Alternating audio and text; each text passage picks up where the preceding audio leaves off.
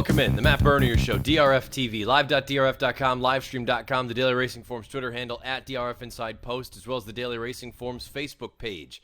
My name is Matt Bernier. You can follow me on Twitter, at Bernier_Matt. This is the preview edition of the Matt Bernier Show. Arguably the biggest preview edition that there is all year. Kentucky Derby, Kentucky Oaks, some other undercard stakes races on Friday and Saturday, all sorts of good stuff. We've been leading up to this day for quite some time, and if you're listening to it live, well, guess what? The first stakes races are getting ready to start here within the half hour. If you're listening to a podcast version, like most of you do, YouTube, SoundCloud, iTunes, video.drf.com. I made mention we'll have 2 races from Friday, including the Kentucky Oaks, 3 races from Saturday, including the big one, Derby 144. I apologize in advance if I sound a little funny or I look a little funny if you're watching. The allergies are just kicking me in the rear end at this point. Hopefully the decongestant is going to kick in here momentarily, but a little nasally, eyes are a little puffy. We work with what we have here. We work with what we've got. It's early May. Stuff's flying around. It is what it is. Not going to let it put a damper on the spirits here. Hopefully the weather cooperates. Now, I didn't plan on doing this, but for those of you that are listening, and this is probably going to be uploaded, I would imagine, sometime on Thursday afternoon, Thursday evening. So things can change. Then if you're listening to this live on Friday, you'll have a much better idea what we're looking at. The up-to-date weather, as far as the National Weather Service is concerned, because I believe this a heck of a lot more than I believe any of the more sort of commercial weather forecasts. I'm not going to name names, but the one on your iPhone or any of those other apps that you use. I think this is a little bit more reliable. The National Weather Service, as far as Friday is concerned, well, let's start off with Thursday. Chance of thunderstorms, 40%. Overnight, 50% chance of rain. Friday, showers likely, 60% chance of rain. 82 degrees is the high. So temperature's not going to be a problem, but if you're just going on percentages, more likely than not that you're going to end up having a little bit of wet weather in the Louisville area. Friday night, 50% chance of thunderstorms, and then going in through the night, 50% chance of rain as a whole. And then now all of a sudden on Saturday, a little bit of a wrinkle, a 40% chance of showers, 74 degrees for the high. So if there's clearly no guarantees, these percentages are all right in the middle. Anything can happen, but it's looking like a coin flip that you could have wet weather on Friday and on Saturday now, which is something that I hadn't been anticipating because for the longest time, Friday has looked like it's going to be a little bit on the wet side. Saturday looked beautiful, and now it looks like it could be hit or miss. So I'm going to say at this point, it's just a coin flip. Do your due diligence, factor that into your handicapping. I've done so with some of these races, more so on Friday than Saturday. May need to make a couple of tweaks here and there, but you know what? We're not going to bury the lead anymore. This has been the week that we've been building up to for 6 months. This is my favorite sort of, the way that I break down the racing calendar, 6 months and 6 months. You start with the Kentucky Derby, 6 months until the Breeders' Cup. Then you get to the Breeders' Cup, 6 months until the Derby. The beautiful thing about exiting the Breeders' Cup is the focus is on the 2-year-olds turning 3-year-olds, trying to get to the starting gate the first Friday and the first Saturday in May for the Oaks and the Derby. The beautiful thing about the piece that we're about to embark on, you start off with the Oaks and the Derby, but now you've got the Triple Crown. You're at Belmont Park. You've got all the best racing going on. You're at Laurel. You're at Santa Anita. Before you know it, you're going to be going to Saratoga. You're going to be going to Del Mar. Arlington opened up. You've got great stuff going on all over the place. Woodbine is open. So these next 6 months are, to me, the most hectic. They're the craziest as far as work is concerned, but they're the most enjoyable because you have the best racing and it's all across the country, left and right, as opposed to just focusing strictly on 3-year-olds. These 3-year-olds and the connections have been working. They've had these dates, Friday and Saturday, circled basically since they got these foals. So they all deserve a round of applause. They all should be proud that they are here, whether you're a 100-to-1 shot or you're an even money shot. We'll find out how this whole thing's going to shake down, and let's take a look at the field for Derby 144. Right in post position order we'll go through. If you're new to this program, my odds are on the right side of the screen. It's not a morning line. It's what I think would represent fair value with each one of these runners. Let's start off down on the inside. The number 1 is Firenze Fire. I think he's better going one turn. I think he's way up against it. Made him 99-1. For those of you also that are unsure, a value line must add up to 100 points. A morning line can add up to 100 plus the takeout, and you can get a little bit of a fudge with some more added points in there. I believe most of these numbers that you look for Derby morning lines are in the 125 to 130 range. The value line has to add up to 100 because there are only He's only 100% as far as an outcome is concerned. You can't have more than 100%. So 99-1 for Firenze Fire. Number 2, Free Drop Billy. I think he's a nice little horse. To me, feels much more like a clunker in a race like this. Maybe able to get a small award. Don't think he's a win threat. 32-1. Promises fulfilled. Likely to be the pace setter in this race. 49-1. Flame Away. 49-1. A horse that I think is very, very talented. He likes to run. He's game.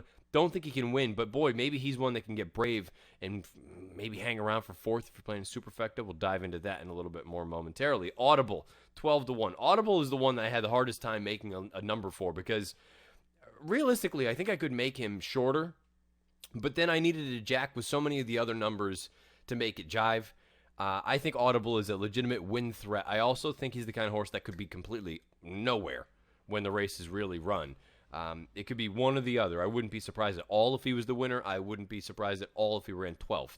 I made Audible 12-1 from his 8-1 morning line. The number 6 is Good Magic, the 2-year-old champion. I haven't loved his 3-year-old form. I made him 12-1. He's 12 on the morning line. I expect him to come down from there. I think he ends up in that 7 or 8-1 range. For some of you out there, that could still represent value. To me, it just does nothing for me. I think he's a nice horse, and a nice horse at that. Maybe he's ready to go, and he's going to peak in his third start of the form cycle for Chad Brown. But for me, it's going to be sit back. I'll use him a little bit as far as plays are concerned. Maybe defensively in the multi-race wagers. 12-1 for Good Magic. 7 is Justify, your morning line favorite. Odds of 3-1. I made him 5-1, and I know a lot of people are going to say, well, you're not going to get 5-1. That's not the point of the value line. The value line is designed for you to have a set of guidelines that if I don't get this number or greater, he's not worth a win bet. I gave him a 17% chance to win this race. I think that's entirely fair. I don't think he's going to be anywhere near that price. I think he's going to go off in that 5-2 range. And at that point, he's just a severe underlay to me. He's never shipped out of Southern California. He's only won one graded stakes race. He's only run in one graded stakes race, let alone win it. And the company that he's kept, he had everything go his way in that Santa Anita Derby, in my opinion. And then prior to that, he wasn't beating anything. He's going to need to overcome a couple different things, but there is a scenario where he works out a dream trip, pressing, promises fulfilled throughout, takes his thing over, turning for home, and then it's come and catch me if you're good enough. Justify, I made him 5-1. Lone Sailor. Lone Sailor's another one. From a win standpoint, I don't like his chances, but I love his chances underneath. So I made him 99-1. He's 50-1 on the morning line. But as far as an underneath contender is concerned, he's one that I'm certainly going to be using playing Superfecta. The number 9 is Hofburg. I've made it clear. I think Hofburg is a very talented runner. I wouldn't be surprised if he were to win this race. I don't think he's a likely winner. I made him 10-1. But I think there are many other horses in this race that are going to be more fancied from a wagering standpoint that I don't think have as good a chance of winning the race as a horse like Hofburg. I think the sky is the limit, and if you're playing the long game, if this was the market, long Hofburg, I think he could be the one ultimately when it's all said and done, be the best 3-year-old. My Boy Jack, the number 10, 49-1. I think he's another prime contender underneath. Don't know that he's good enough to win. I've been saying for months I want him back on the turf, but I understand and I respect that the connections want to go in a race like this. Why not? You got a Derby horse. You qualified. You've won graded stakes races on the dirt. Run here. Have some fun. Go on with it. Who knows? Maybe you get lucky. The 11, Bolt Doro. Made him 10-1 from the 8-1 morning line. You get Victor Espinoza aboard from Mick Ruiz. You can make the case that his 2-3-year-old races are better than any other 3-year-old races run to date, with the exception of Justify, perhaps with the exception of Audible, perhaps with the exception of Mendelssohn. But in the grand scheme of things, this horse really hasn't done a heck of a lot wrong in his career. He's very, very good. He's going to get a more advantageous pace situation this time around in the Derby than he did in the Santa Anita Derby. I think Bolt Doro is a prime contender to get the job done here. Again, made him 10-1 on my value line. Enticed 49-1 for Kieran McLaughlin. I think he's a nice horse, very talented. Want him going shorter, don't love him at 10 furlongs. The number 13, Bravazzo, 99-1. He could be an interesting sort of X factor in here because Wayne Lucas, right after the post position draw, said, we want to be forward. We want to get involved and be pushing the pace. So if all of a sudden you add him to the pace situation, maybe things do pick up a little bit, even more so than some people are projecting it to be. Number 14 is Mendelssohn. 5-1 in the morning line. I made him 5-1 on my value line. His UAE Derby, we've talked about it ad nauseum. Obviously aided by the speed bias, but at the same time, you don't just win 18 and you don't win by 18 lengths. It's just not something that most horses do, even with the aid of a bias. How many lengths did the bias help him? I have no idea. There's no way to really quantify that. But I think from a talent standpoint, this horse is as talented, if not more, than anyone else in this race. Mendelssohn, I made him 5-1. The number 15 is Instilled Regard. My son, I don't know. I don't think he is possible in this race. I don't. I know a lot of people have just, and they're probably going to be right. I made him 32-1. I think he's a legitimate contender for underneath. I think if you're playing a super, you have to at least think about him in fourth because he's going to be a giant number, and he really wants to run all day. I also, again, I have some skin in the game, but I don't think he's totally impossible to win this race. I think he deserves to be a giant price, but it would not blow me away if he came with a legitimate run down the lane when everybody else is starting to feel the effects of it. 32-1 for Instilled Regard. Magnum Moon, 24-1 from his 6-1 morning line. This is one where it felt like I've never loved. I think he's very, very talented, but I haven't loved the races that he's been coming out of down in Arkansas. He hasn't done anything wrong, but there's all of a sudden this wave of people just jumping ship. If all of a sudden Magnum Moon, and this is why this game's all about value. If Magnum Moon all of a sudden goes off at, now again, I'm saying 24-1, I would seriously have to think about if he goes off at, I'm making it up, 18-1, looking at him a little bit differently. And I know that goes against what I'm saying where, you stick to your value line, but in a 20-horse field, I think you have to get a little bit loose, a little bit creative as far as leniency is concerned. If this horse goes off at 18-1, perhaps it means that he can't run, but I would almost feel like I'm doing myself a disservice to have a horse that is unbeaten, really hasn't done anything wrong in the racetrack. The smallest margin of victory in his career is 2 lengths. I would almost be doing myself a disservice if he went off at odds of 18 or 20-1, if I didn't have a couple of bucks on him, even if I don't really like his chances. A Magnum Moon, 24-1 on my line, but again, he's the kind of horse that all of a sudden it seems like everybody and their brother is off. So we'll find out if he can run for Todd Pletcher. The 17 is Solomini for Bob Baffert. I made him 99-1. I know some people like him a little bit more than others. I think he needs shorter. I haven't been blown away by his Arkansas form. He needs to move forward in a big way. 18 is Vino Rosso. I think Vino Rosso is very, very talented. I think he's a nice horse. I want him at Belmont Park. I'm still concerned about the turns. Made him 19-1. The number 19 is Noble Indy. Can make the argument that he was the loser of the post position draw, drawing out in 19. Think Flo has to go with him now. I think he's a nice horse, and I think ultimately down the road he'll be a very, very nice middle distance horse, made him 32-1. And combatant on the outside for Steve Asmussen. Don't love him as a win contender if you're playing anything as far as the exotics are concerned. Have to consider him underneath. Made him 49-1, and I already made it clear, not going to touch on the AE blended citizen. But if he draws in, I think he's a prime contender for an underneath sort of slot. That leads us to the pick and the play for the Kentucky Derby, the 144th running of the Kentucky Derby. My pick, you can find the full in-depth breakdown of the race over on the Daily Racing Forum's YouTube channel, as well as video.drf.com. My pick is Mendelssohn. I think Mendelssohn, I think he might be an uncommon talent. That's what I keep referring to him as. I think from a overall ability standpoint, I think he might be the most talented horse in the race. But I can understand anyone that says he's going to be a bad bet at whatever price he may be. Overseas, he is still vying for favoritism. I don't know that he's going to be that close to favoritism, but I think he's going to pretty clearly be the second choice, in my opinion. I think Justify is going to be in that 5-2, 3-1 range, and I think Mendelssohn's going to be 9-2, which would be an underlay based on my 5-1 line. I'm going to have him in everything as far as my multis are concerned, and I understand the talk about the bias.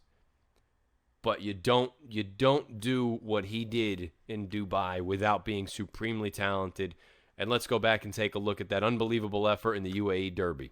Raya, Gold Town flat to the floorboards down the outside, followed by Yulong Warrior, Taiki further, Ruggiero, but it is Mendelssohn well clear inside the final 250. It's going to make a one-act affair of the UAE Derby.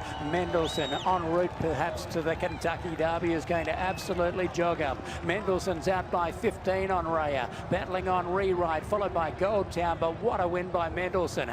Mendelssohn by a conservative 17 lengths. I also love that start 3-back. I'm almost more impressed by the start 3-back than I am by the UAE Derby, where he's probably bred to be a dirt horse. And instead he comes over here and wins the biggest 2-year-old turf race that we have, and he sits off of the pace, but it was a fast pace. He tips out, comes with a run. That race, everybody's been talking about it on Twitter. That is the keyest of key races, where I think it's something stupid like 8 of the 14 or 9 of the 14, their next start they came back to win a stakes race, all different surfaces as well.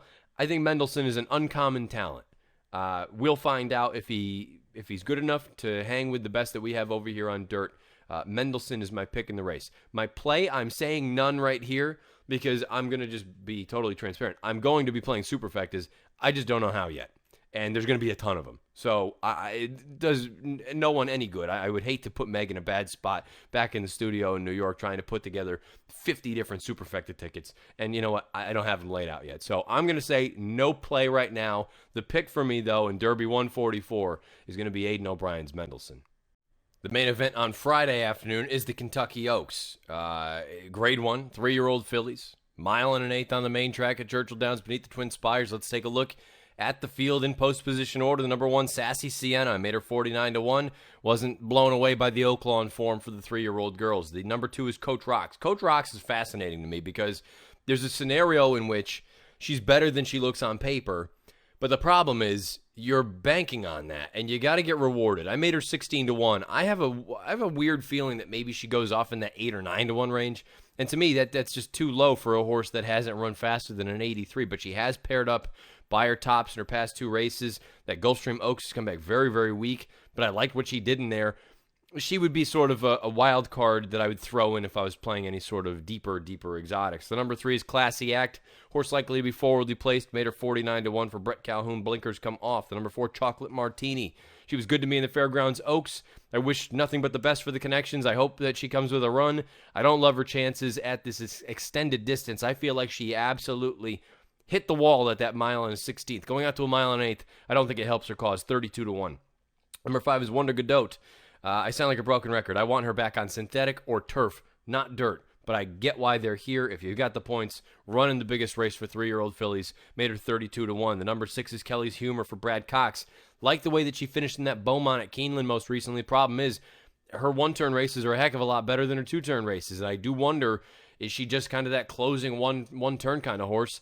Made her 49-1. The number 7 is Rhea. I thought long and hard about making Rhea my pick in here. But I wonder if we're going to get better things from her with more time as opposed to right now. The Lasix come on, first time going out for Baffert. I like the way that she runs. She's been changing leads in the mornings, but she didn't change leads over in the Dubai UAE Derby.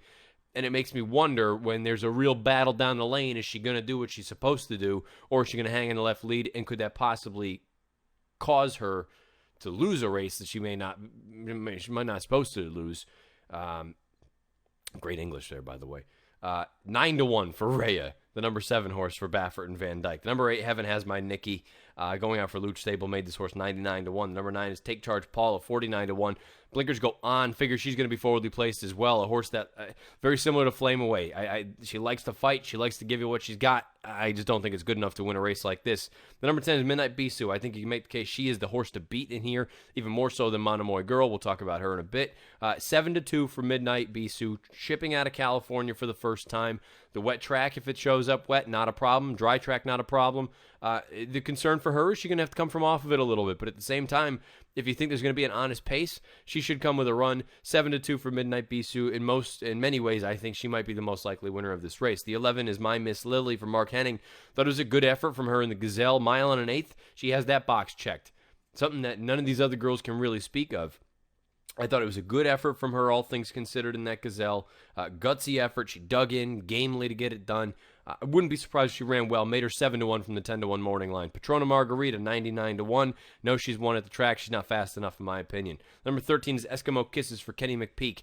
I like the way that she ran in the Ashland. Let's take a look at the Ashland right now, the stretch run of it. You see Monomoy Girl, who we'll talk about here in a minute, but you see Eskimo Kisses. She was coming from the back of it. She had no real pace to run at.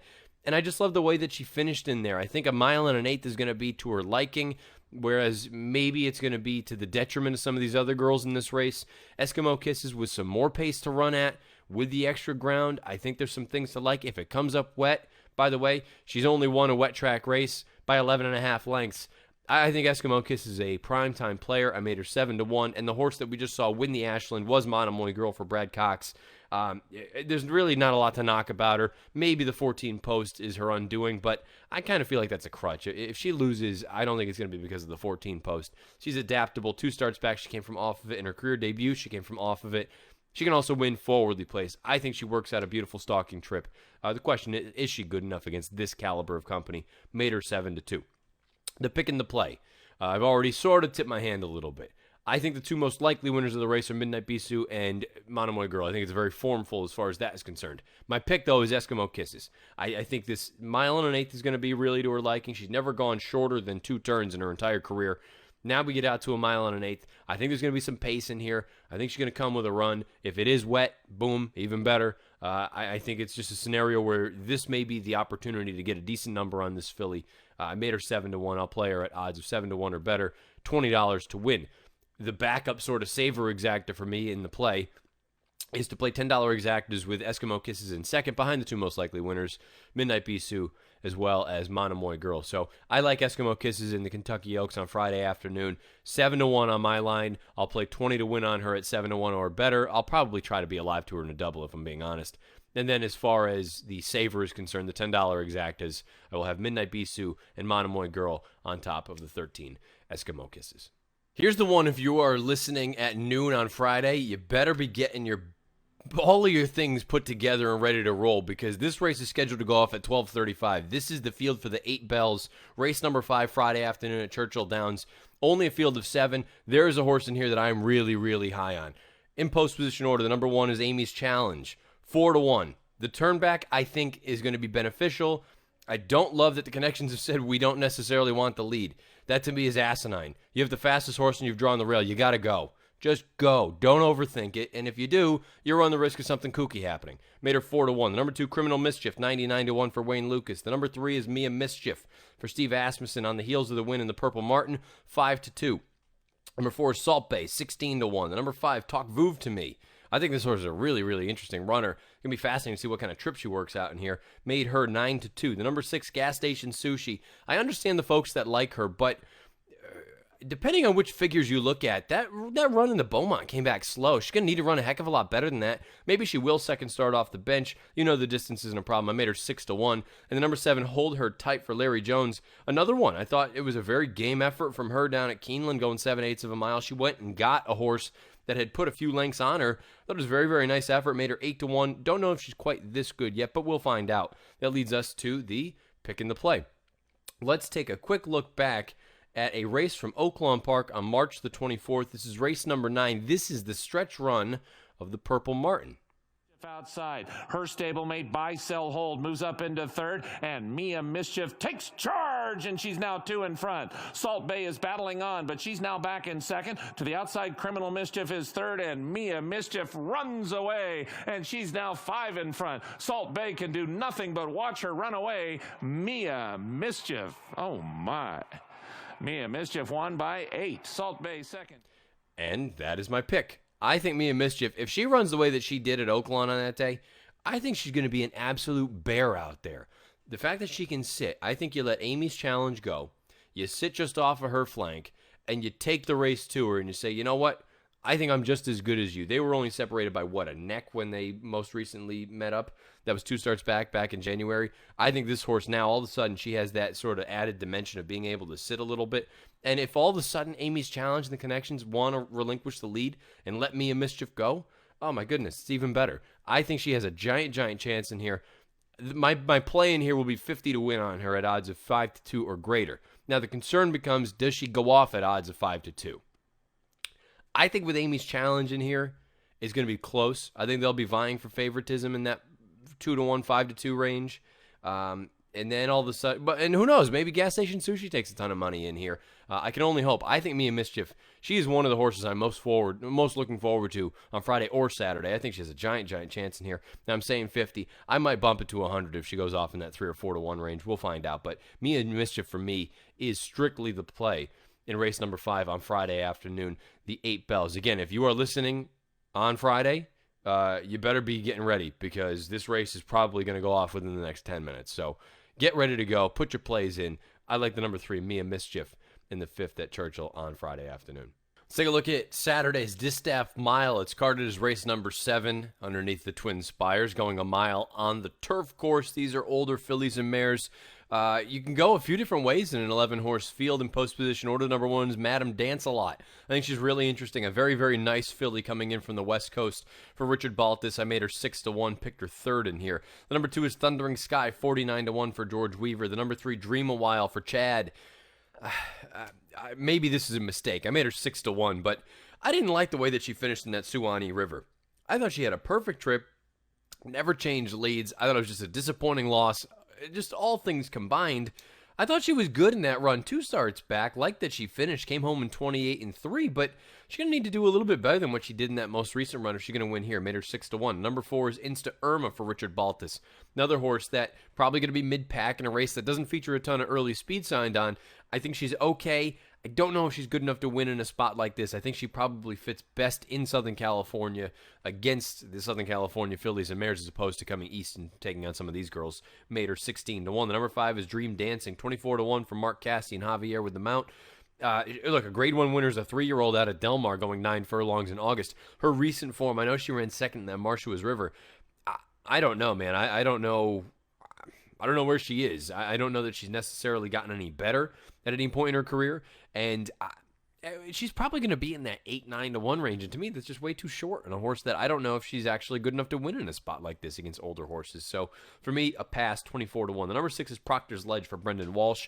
Johnny V picks up the mount. Really didn't run all that well in the Jenny Wiley most recently, but I think there are ways to go through and dissect Proctor's Ledge's form that would suggest that she might be better than what she looks on paper, especially her recent form. I made her 6-1. Number 7 is Recipsa. I needed her badly in the Honey Fox. She came with a giant run behind a very, very fast pace to run very good and run second behind Lull, who just freaked out that day. I think Recipsa is a nice horse. She's run well at Churchill Downs in the past. Made her 12-1. Madam Stripes, another Southern California import. Again, kind of feel like the Southern California girls are going to be up against it against the East Coast girls and the Mid-Atlantic girls. 24-1 for Madam Stripes. The number 9 is On Leave for Shug and Jose Ortiz. 8-1 on the morning line. Made her 7-1. She's rock solid. You know what you're going to get from her. Probably a low to mid-90 buyer. Sometimes good enough. She's won 7 of 15 lifetime. Sometimes it's not good enough. 6 times second or third from those 15 lifetime starts. I think she's honest. I think she'll come with a run. 7-1. The number 10 is Psycho Sister. Note the typo. It should be P-S-Y, not P-Y-S. But that's just how they chose to spell this horse's name. 49-1. She's going to be, I would imagine, the pace setter in this spot with La Coronel drawn just to her outside, pressing her throughout. I don't think Psycho Sister is good enough. I made her 49-1. And the 11 is La Coronel. Highest last out buyer in the field, and the Jenny Wiley with a 98. She ran 4th that day. She is very consistent. She shows up with good efforts. She's won over the Churchill Downs turf course. I made her 4-1. She's going to be forwardly placed in a race that does not feature a ton of early speed signed on. Now, the lack of early pace is a concern for me, particularly for my pick, and which is in part and parcel to the play. Proctor's Ledge, we're going to go take a look back 2 starts ago in the Hillsborough. I thought this was a huge effort off the layoff. Her first start as a 4-year-old. She blitzes this field, makes the top. Then you're going to see her pop back to her left lead at the end. She finishes gamely, but I think there are a couple things to take out of that. 1.125 is too far for her. Getting back to a mile, I think, is going to be very, very beneficial. I'm sure some people are asking them, what do you consider with the Jenny Wiley? What's the story there? I don't think she likes Keeneland. We've talked about it a number of times. The Keeneland turf course can be very, very quirky. Some horses love it. Some horses hate it. I don't think Proctor's Ledge does her best over the Keeneland turf course. So if you want to use that as sort of the way that I'm laying this out, if she doesn't like Keeneland, the most recent start and the start 3 back in the QE2, draw a line through those. The start most recently, other than that, is the one splitting the two, the Hillsborough, that we just took a look at. A giant effort, and I think at a distance too far for her. So you get her back to some shorter distances. I think that's beneficial. Then all of a sudden, you go 4, 5, and 6 starts back. You're left with 2 victories up at Saratoga and a second-place finish in the Regret, coming from way out of it in a race where Sweeping Patty had just gotten the jump on her, and she was very, very wide. And again, at a distance probably too far for her. I think this mile hits her right between the eyes, and as long as the pace is fair, I don't need to be ballistic, but I need it to be fair, because she's shown that she can be a little bit closer to the pace if needed, 2 or 3 lengths off of it. I think Proctor's Ledge is sitting on a big effort. If she runs the Hillsborough, I think she wins this race, and I'm banking on that. So for me, with Proctor's Ledge, $20 to win on her at odds of 6-1 or better, and then the Saver Exactas for me, because I do think the tactical advantage that La Coronel is going to have may be too much to overcome, so I'll use her. I'll also use Madame Dance a lot, because I think she has got a tremendous late turn of foot. So if the 1 or the 11 get the job done and Proctor's Ledge runs second, I still want to have something. So I'm going to play $10 exactas, the 1 Madame Dancelot, the 11 La Coronel over the number 6 Proctor's Ledge, and also play $20 to win on my pick in the Distaff Turf Mile on Saturday afternoon, the number 6 Proctor's Ledge. Last race of Derby weekend that we will go over here on the Matt Bernier Show is the Pat Day Mile. Race number 10 Saturday afternoon, 3-year-olds going a mile distance at Churchill coming out of the chute. I think it's a very, very fun race, an interesting race. You can go many, many ways in a 14-horse field. In post position order, the number 1 National Flag made him 9-2 from the 4-1 morning line for Pletcher and Flavian Pratt. I thought he was tremendous winning the Bay Shore. Got a good pace to run at, but the way that he finished, like an absolute house of fire. Very, very talented horse. Want to see what they're going to do with him from the inside, because not going to be the easiest trip, I don't think, to work out from down in there. Made him 9-2. Lombo 49-1 for Mike Pender coming in from California. The run 2 back was good, but he didn't beat a lot. Andy had a relatively easy lead, and then he was just overmatched by McKenzie and Bolt Thoro most recently. Don't think he's ready for this stage. 49-1. New York Central 49-1 for Steve Asmussen. Funny Duck 99-1 for Rusty Arnold. Number 5 Mississippi, a main player in this race, made him 6-1 from the 10-1 morning line for Mark Casse. The little turn back in distance I think is going to be huge for this horse. I think he's going to be best suited at these middle distances, and you could make the argument that the Florida Derby, he ran the best.